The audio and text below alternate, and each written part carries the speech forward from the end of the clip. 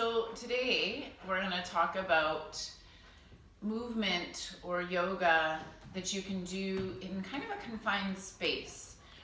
A good friend of mine is heading to Australia, and obviously that's a very long flight, a lot of time spent sitting in a very small space.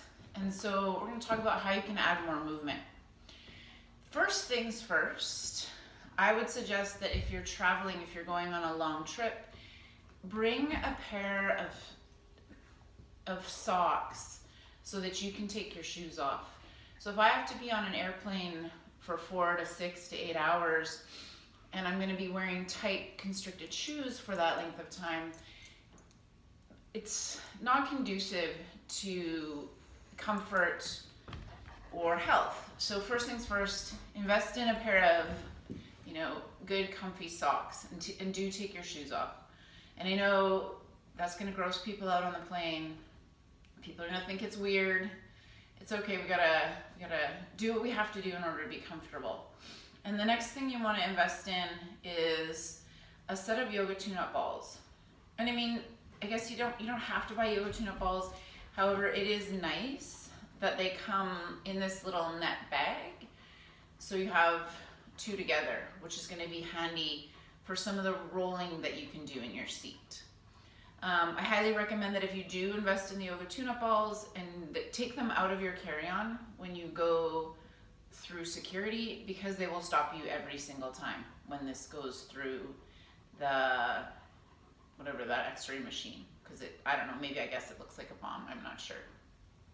So anyways, the first thing you can do with your tune-up balls when they're in the bag, and I'm going to turn a little bit, is you sit up against the back of your seat, and you just put the tune-up balls sort of right along either side of your spine, and then you just sort of move a little bit, mobilize a little up and down, and every now and then, every few seconds, you just sort of let them move down, just mobilizing the back a little bit,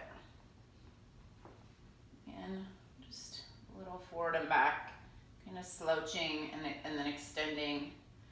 And again, you move down a little bit, same thing. And you do that all the way down your back.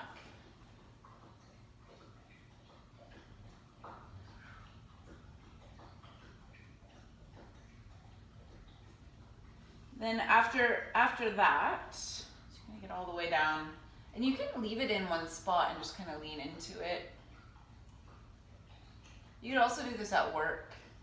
If you have a desk job and you have to sit, maybe you're on the phone making a phone call, set the balls in your back and get your work done while you're moving.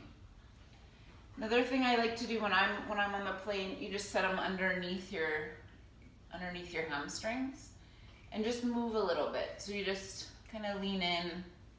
It's potentially weird if you're traveling alone and the person beside you doesn't know you, and they might be like, "The hell is wrong with this person?" You gotta let go of that. We gotta not care. You do both legs, just moving the balls kind of up and down the leg. And it doesn't seem like a lot of movement, but there's a lot going on here.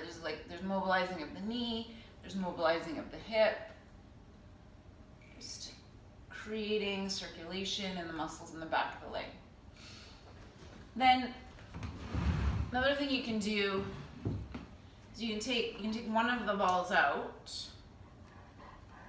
Obviously there won't be a giant black dog walking through your flight. You can take the balls out and you can put under your foot. So just like you do if you've ever been, to the foot workshop or whatever, just rolling your foot on the ball, forward and back. Bill obviously would love to get the ball. You spend a couple minutes doing that. Obviously you do both feet.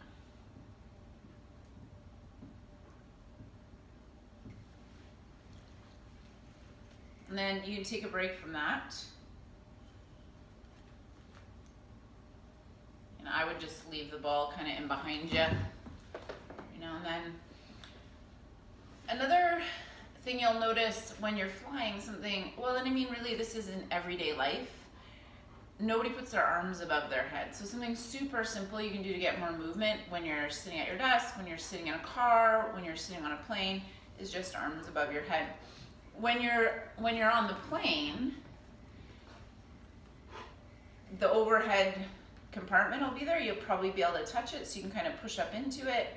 You could walk your hands over to one side, do a little side bend, walk to the other side. You might want to make sure that your deodorant is good. Again, person sitting beside you might not appreciate it. Another thing I like to do when I'm passengering in a car or when I'm flying is just little hand mobilizations. So you'd pull your hand back. Okay, sit. Yes, you want him. You just gently pull your hand back. Bill is excellent at assisting with the yoga stretches. He's super helpful. And then you would switch sides. You can't see that. And then sort of the opposite way, kind of pulling down. And then again, you switch sides. The other thing you can do, sort of grip strength wise, you can take your ball. You have your ball in your hand. You can give it a little squeeze. Keeping your forearm still, you just draw a little circle. So you're squeezing the ball and you're rotating. And you turn your hand the other way. Same thing, so hand facing down. Very interested in the ball. Another little foot mobilizer.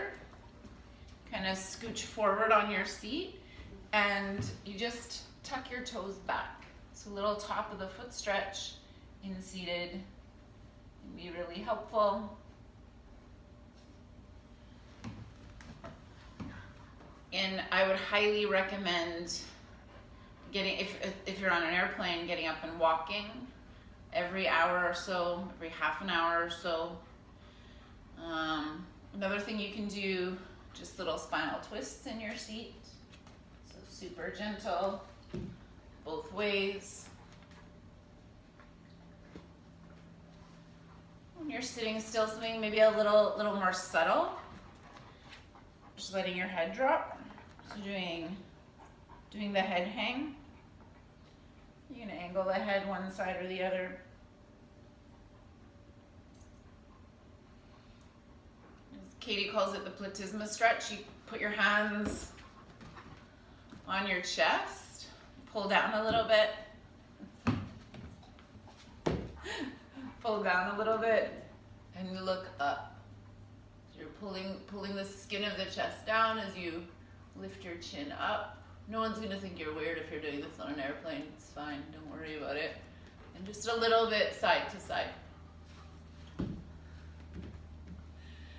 So that's just some good ideas on how you can move while you're on an airplane. Oh, I have one more, this is good. You're gonna put your hands on the back of the seat. You wanna be really gentle, obviously you don't wanna be pushing on the person in front of you. We know everyone dislikes that. You put your hands on the seat in front of you, and the seat will keep your hands still, and then you just rotate elbow pits up, elbow pits down. So little elbow, little shoulder mobilization. So if you have any questions, shoot me a message in the comments, and happy traveling.